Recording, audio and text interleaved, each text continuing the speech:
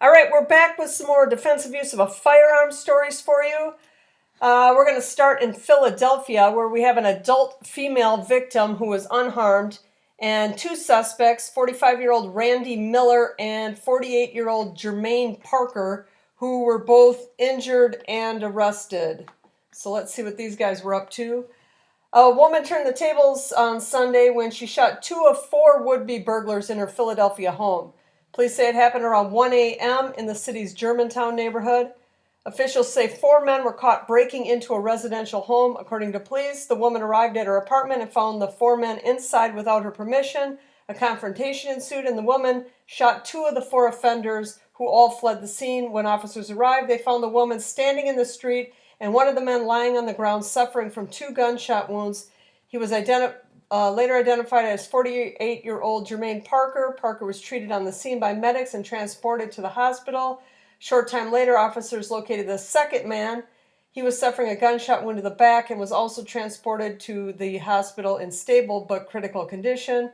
The second offender was identified as 45-year-old Randy Miller. Both Miller and Parker were arrested by Philadelphia police and charged with burglary and other related offenses. There is no word yet on the other 2 would-be robbers in this case.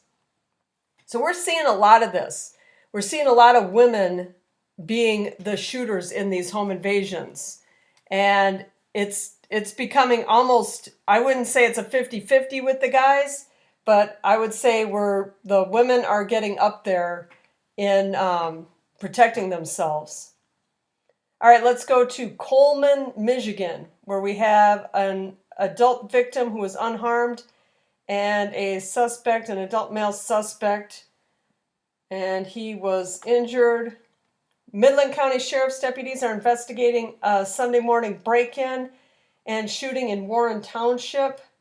Midland County Sheriff Myron Green said at 2:35 a.m. on Sunday, deputies responded to a residence regarding a report of an unknown subject attempting to break into the residence, and shots were fired. One of the subjects involved was shot by a resident and is in stable condition. 5 other suspects, wow, these big groups are breaking into people's houses. 5 other suspects believed to have been involved were located and are lodged at the Midland County Jail. I love it when they say they're lodged at the jail, like, it's a resort or something. They're lodged at the jail pending charges being authorized by the Midland County Prosecutor's Office. A 38-year-old Midland man is held without bond in the county jail, charged with robbery of a residence and conspiracy. Another 39-year-old man, unknown address, is held in the same 2 charges in the same jail.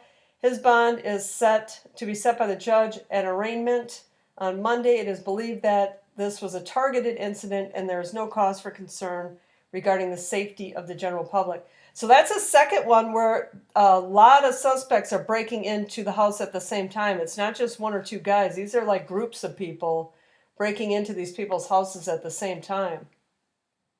All right, we're going to go to Visalia, California, where we have an adult male victim who was unharmed and a teen male who was injured and arrested. It's saying he's 15 years old. A teenager is recovering and will soon be in jail following a failed robbery attempt in Visalia. According to the Visalia Police Department, officers were called Sunday just before midnight regarding a shooting. Officers say they found a 15-year-old boy with a gunshot wound to his leg. During the investigation, the police department learned that the boy tried to rob a man at gunpoint and was instead shot in the leg by the victim. Officers say the teenager was taken to the hospital and, when released, will be booked for assault with a deadly weapon and attempted armed robbery. This is all that's going to stop these guys. And I don't even know this kid. I mean, he gets shot in the leg. Is that going to be enough to deter him from doing this again? He's 15, so he's young enough to still learn from it and old enough to not be swayed by it.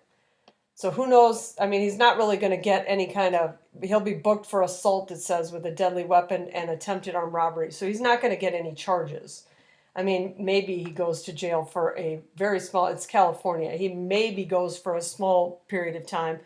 But I don't know if that's enough to sway him, if he was hurt enough to stop his behavior.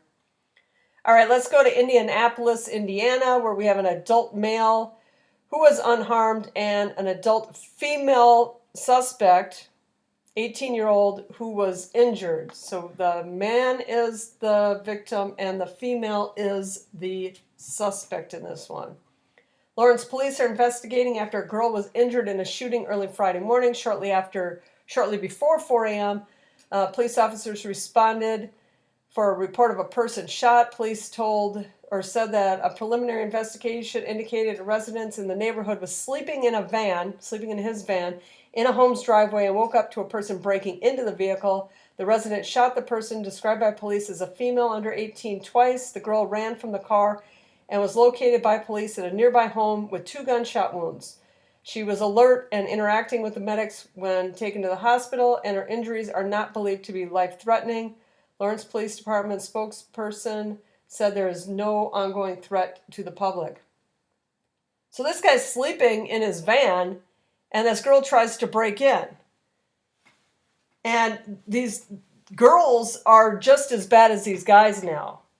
I mean, before you'd always hear about this stuff, and it almost always was a guy. And now these days, it's not. I mean, she's under 18, according to this, and she breaks into the wrong vehicle. And the guy inside, who just happened to be sleeping in the vehicle, he shot her. She got hurt. We'll see if that's enough to, again, change her behavior.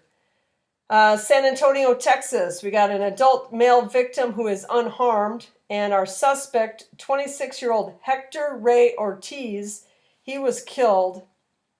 And this one, the homeowner shot and killed a man who he encountered in his yard. So let's see, this is another home invasion.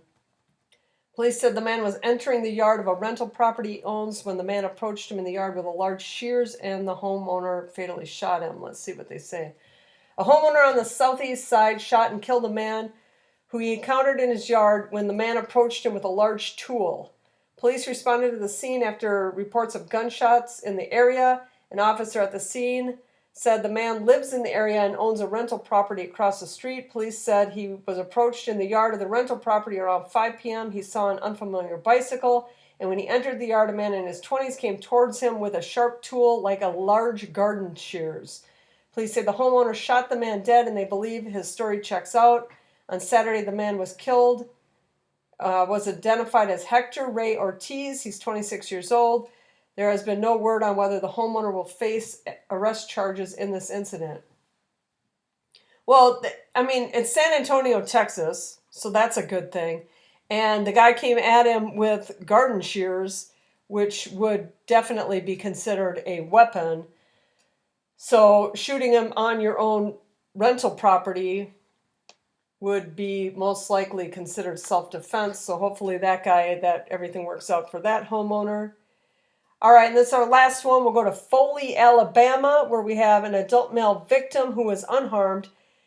Wow, another one who was killed. Our suspect is an adult male named Noah Hastings, and he was killed. Baldwin County homeowner shot and killed a Foley man who had broken into his home. Deputies responded to a residence in the Vermont Park community about 11:10 a.m. Tuesday on a report of burglary in progress. En route to the location, they received word that the homeowner had shot the intruder. When deputies arrived at the residence, they found the would-be burglar, identified as Noah Hastings, dead at the scene from an apparent gunshot wound. The homeowner was unarmed. When the deputies arrived and complied with the police, the homeowner and other witnesses told deputies Hastings had unlawfully entered the home, which was occupied by the homeowner, 2 adults, and 5 small children at the time. The homeowner reportedly armed himself and warned Hastings to leave. Hastings left the house, but went into the front yard and began destroying the property and made threats he would kill the homeowner, who told deputies he feared for his safety and that of his family members, prompting him to shoot the intruder. No charges have been filed. The sheriff's office said once the investigation is complete, they will turn it over to Baldwin County grand jury to determine whether charges are warranted. So this guy's breaking into somebody's house. They're trying to get him to leave. He leaves and starts busting up the front yard. And this homeowner shot him. And this was in Foley, Alabama. So the guy should be okay under the stand your ground laws there. So hopefully everything turns out okay for that guy and he doesn't face any charges for killing Noah Hastings. Well, that's the last one I have for you today, but I'm going to get back to doing these every Wednesday again. We'll get back on schedule, so keep looking for them. Same time next Wednesday. Thanks for watching.